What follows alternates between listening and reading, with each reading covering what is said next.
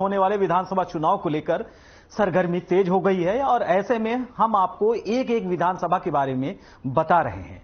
आज हम बात करेंगे सामरी विधानसभा की। सामरी विधानसभा की सीट ऐतिहासिक सीट है।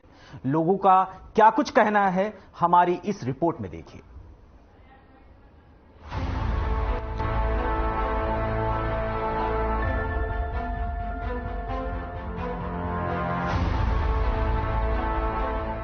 जैसे जैसे विधानसभा चुनाव का समय नजदीक आ रहा है, वैसे वैसे सियासी हलचल भी तेज हो गई है।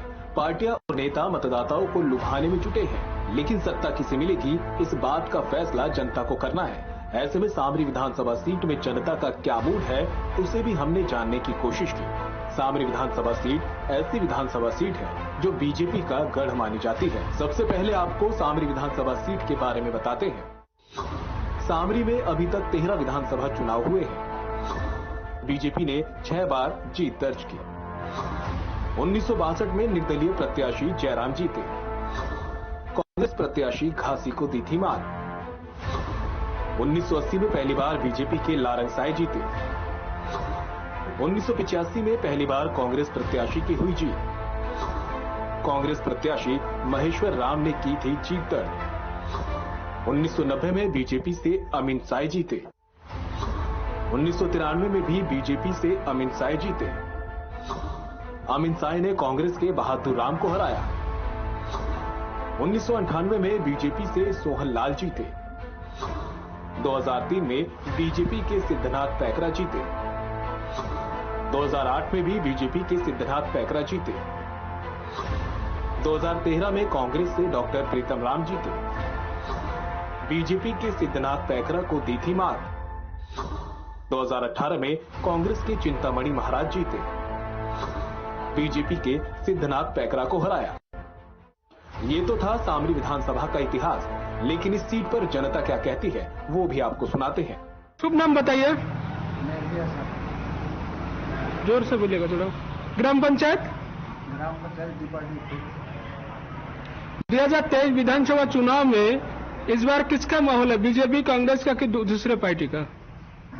इस बार चुनाव में केजरीवाल का। केजरीवाल छत्तीसगढ़ में जनगण वोट देगा, किस मुद्दे पर वोट देगा, क्या करेगा केजरीवाल छत्तीसगढ़ में?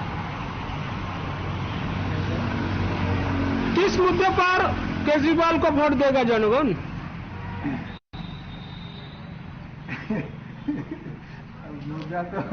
मुद्दा यह है कि दोनों पार्टी को वोट देकर के जो है आदमी हम लोग पब्लिक देख चुका है। अब नया पार्टी पर जाने वाले केजरीवाल क्या करेगा पब्लिक के लिए? केजरीवाल अभी तो सरकार बनेगा नहीं, लेकिन अगर सरकार बन गया तो कुछ काम करेगा, विकास करेगा। शिक्षा क्षेत्र, स्वास्थ्य, शिक्षा, रोजगार सब कुछ देगा केजरीवाल। देगा। ठीक है, धन्यवाद। 2023 विधानसभा चुनाव में इस बार किसके माहौल है, बीजेपी कांग्रेस का? देखिए, हमारे यहाँ तो अभी टक्कर कहीं गया है समझिए, लेकिन अभी कांग्रेस का माहौल चल रहा है। सामरी विधानसभा में वर्तमान विधायक चिंतामणि महाराज से आप कितने खुश हैं? क्या बोले? चिंतामणि महाराज से आप खुश है वर्तमान विधायक से? मैं लगभग 70% खुश हूँ चिंतामणि महाराज विधायक से। जैसे छत्तीसगढ़ सरकार का कुछ योजना, जैसे बेरोजगारी भत्ता, कृषि ऋण माफ, नरेगा और जैसा योजना, उसका कुछ फायदा आपको मिल रहा है? किसान निधि योजना वगैरह कुछ फायदा मिल रहा है आपको परिवार में? हमारे परिवार में मिल रहा है।